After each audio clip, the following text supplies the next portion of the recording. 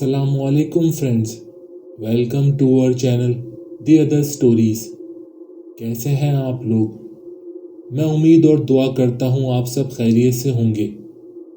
میں آج شروع میں ہی آپ لوگوں سے ایک بات کرنا چاہتا ہوں۔ فرینڈز، آپ لوگ میری ویڈیوز تو دیکھتے ہیں پر چینل کو سبسکرائب نہیں کرتے، سو پلیز بھائی کو سپورٹ کریں اور چینل کو سبسکرائب ضرور کریں اور نوٹیفیکیشن کو آل پر کر دیں تاکہ میری ہر آنے والی ویڈیو سب سے پہلے آپ کو مل سکے۔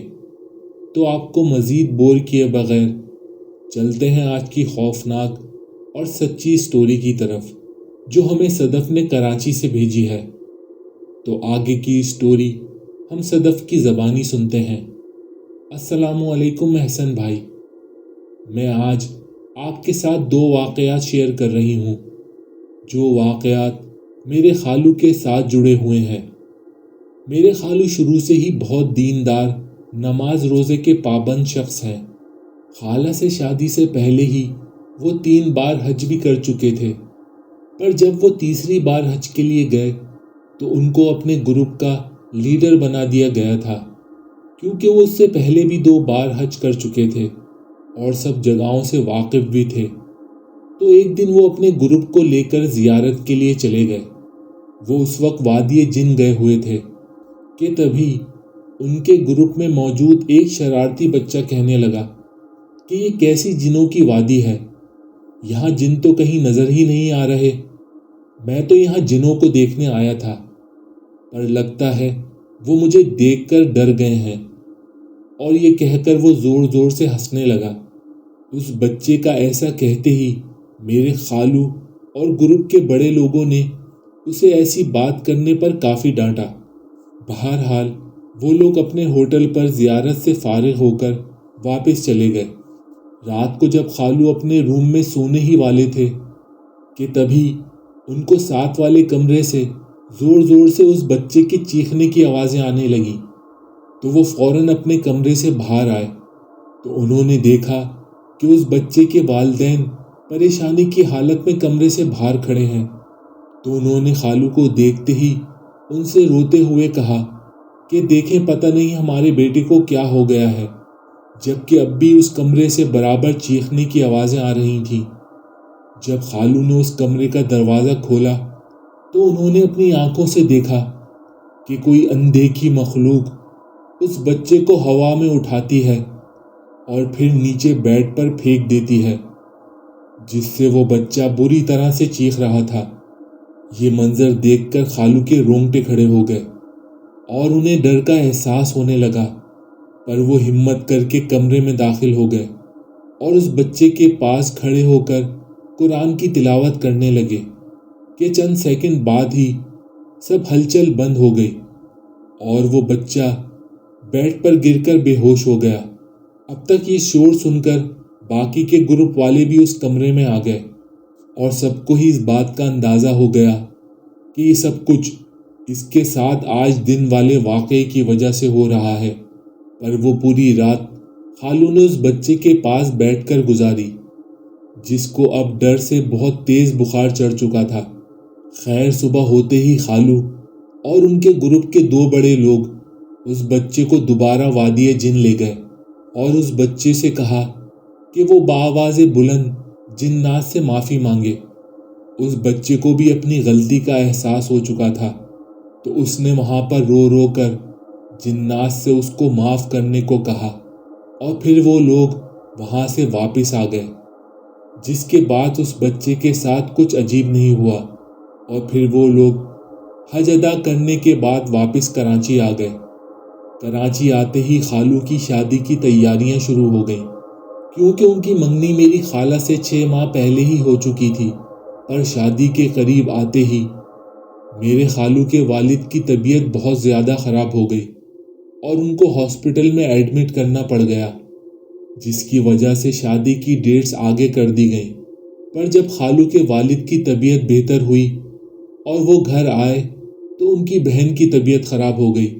لگ رہا تھا کہ کوئی نہیں چاہتا کہ خالہ خالو کی شادی ہو، پر اللہ اللہ کر کے وہ دن آ ہی گیا، جس دن بہت سادگی کے ساتھ میری خالہ کی شادی کر دی گئی، پر جس دن وہ شادی ہو کر خالو کے گھر گئیں اور کچھ عورتیں ان کو شادی والے کمرے میں چھوڑ کر باہر آئی ہی تھیں کہ کمرے سے خالہ کی خوفناک چیخیں سن کر سب عورتیں دوبارہ ان کے کمرے کی طرف بھاگی، جہاں میری خالہ کمرے کے کونے میں ڈری سہمی بیٹھی ہوئی تھیں۔ سبھی ان کی ایسی حالت دیکھ کر حیران پریشان ہو گئے، اور جب ان سے پوچھا گیا تو میری خالہ نے بتایا کہ ان کو ابھی کمرے میں بہت خوفناک عورت دکھائی دی ہے جو مجھ سے کچھ کہہ رہی تھی، پر اس کی زبان میری سمجھ نہیں آ رہی تھی کہ وہ کیا کہہ رہی ہے۔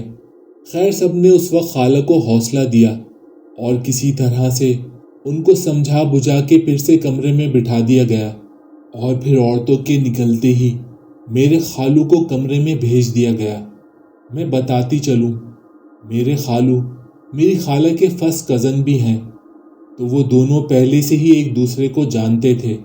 خیر، خالو کے کمرے میں آتے ہی خالہ نے ان کو بھی وہ سب باتیں بتائیں، تو خالو نے پھر سے قرآن کی کچھ آیات پڑھی اور خالہ پر دم کی اور ان سے کہا کہ تم شاید بہت زیادہ تھک گئی ہو، اس لیے تمہارے ساتھ ایسا ہو رہا ہے، تم آرام سے سو جاؤ۔ تو خالہ سو گئیں، پر آدھی رات میں خالہ کو نیند میں ایسا لگا کہ جیسے کوئی ان کا گلا دبا رہا ہے اور ان کو سانس نہیں آ رہی ہے۔ جیسے ہی انہوں نے ہڑبڑا کر اپنی آنکھیں کھولی تو خوف سے ان کا برا حال ہو گیا، کیونکہ ان کے سینے پر وہی خوفناک عورت بیٹھی ہوئی تھی اور انہیں غصے سے دیکھ رہی تھی۔ احسن بھائی، آپ خود سوچیں، اگر اللہ نہ کرے کبھی ایسا کسی کے ساتھ ہو اور نیند سے اس کی آنکھ کھلے اور اس کی آنکھ کھلتے ہی وہ دیکھے کہ اس کے اوپر کوئی خوفناک مخلوق بیٹھی ہوئی ہے، تو اس کی کیا حالت ہوگی۔ خالہ چیخنا تو چاہ رہی تھی، پر ان کے حلق سے آواز نہیں نکل رہی تھی۔ ان کے جسم نے کام کرنا بند کر دیا تھا، ان کا دل زور زور سے دھڑک رہا تھا، اور وہ عورت برابر خالہ کا گلا دبائے جا رہی تھی، جو شاید چند لمحوں اگر اور ان کا گلا دباتی رہتی تو خالہ کی جان ان کے جسم سے نکل ہی جاتی۔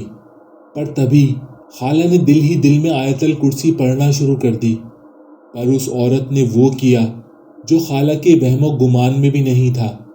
اس عورت نے بھی خالہ کے ساتھ ساتھ آیت الکرسی پڑھنا شروع کر دی اور چیختے ہوئے خالہ کی گردن کو چھوڑ دیا اور وہاں سے غائب ہو گئی۔ خالہ نے لمبی سانس لی اور خالو کو جگایا اور روتے ہوئے ان کو ساری بات بتائی۔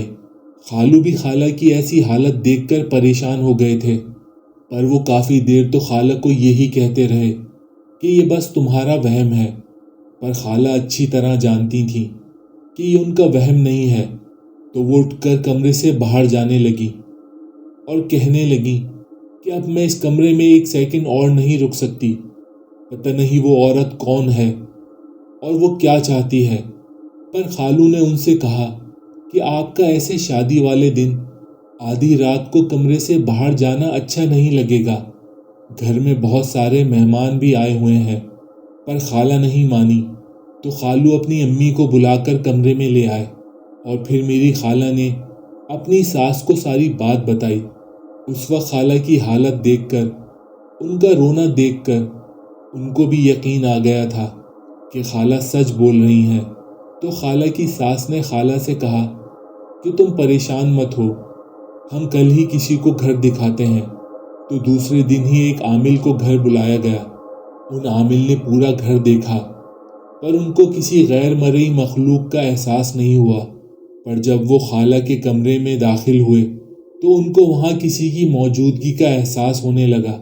تو انہوں نے اس کمرے میں پڑھائی کی اور پھر بتایا کہ اس کمرے میں ایک عورت جن موجود ہے جو کہیں دور سے کسی کے ساتھ یہاں پر آئی ہے، اور وہ عورت آپ کے بیٹے کے اوپر عاشق ہے۔ عامل صاحب کی باتیں سن کر خالہ کے سب گھر والے بہت ڈر گئے اور پوچھنے لگے کہ وہ کون ہے اور کہاں سے آئی ہے۔ تو پھر عامل صاحب نے اس عورت سے بات کی تو پتہ چلا کہ وہ وادی جن سے خالو کے ساتھ یہاں آئی ہے، اور اس کو خالو کی قرآن کی تلاوت سے عشق ہو گیا ہے۔ جب ان عامل صاحب نے اس عورت کو وہاں سے بھیجنے کی کوشش کی اور उससे कहा गया कि अब तो इसकी शादी हो गई है, अब इसको छोड़ दो। तो उस औरत ने कहा कि मैं यहाँ से चली तो जाऊँगी, पर जाते जाते मैं ऐसा नुकसान करके जाऊँगी जिसके गम से तुम लोग कभी बाहर नहीं आ पाओगे। इसलिए बेहतर यही है कि इस घर में मेरे लिए एक कमरा मखसूस कर दो। मैं भी एक मुस्लिम जिन हूँ और मैं वादा करती हूँ कि मैं अब किसी को कोई नुकसान नहीं पहुँचाऊँगी, बस मुझे इनसे दूर न करें। जब उन आमिल साहब ने उससे वादा लिया तो उसने कहा कि जो कमरा मुझे दिया जाए वो पाक साफ हो, और ये मतलब मेरे खालू रोज़ थोड़ी देर के लिए मेरे कमरे में आए और मेरे साथ इबादत करें और कमरे में थोड़ी देर कुरान की तिलावत करें। खैर, फिर इसी तरह ही किया गया और एक कमरा उस औरत के लिए मखसूस कर दिया गया। पर उसके बाद से मेरी खाला को कोई नज़र नहीं आया। बस कभी कभार उनको अपने आसपास किसी की मौजूदगी का एहसास होता है, जिसके बाद मेरी खाला के बच्चे भी हुए और अब भी वो उसी घर में रहती हैं। बहुत शुक्रिया सदफ, आपने अपनी खाला खालू की स्टोरी हमारे साथ शेयर की। फ्रेंड्स, स्टोरी आपको कैसी लगी कमेंट सेक्शन में ज़रूर बताएं। अगर पसंद आई है तो वीडियो को लाइक करें। चैनल पर न्यू है तो भाई की मोटिवेशन के लिए चैनल को सब्सक्राइब करना ना भूलें। अगर आपके पास भी कोई सच्चा वाक़या है तो हमारे साथ ज़रूर शेयर करें। आप हमें मेल कर सकते हैं या इस व्हाट्सएप नंबर पे हमें मैसेज कर सकते हैं। अपना और अपने प्यारों का ख्याल रखें, हमेशा पाकी की हालत में रहें, मुझे अपनी दुआओं में याद रखें। तो बहुत जल्द मिलते हैं अगले वाक़े के साथ। अस्सलामु अलैकुम।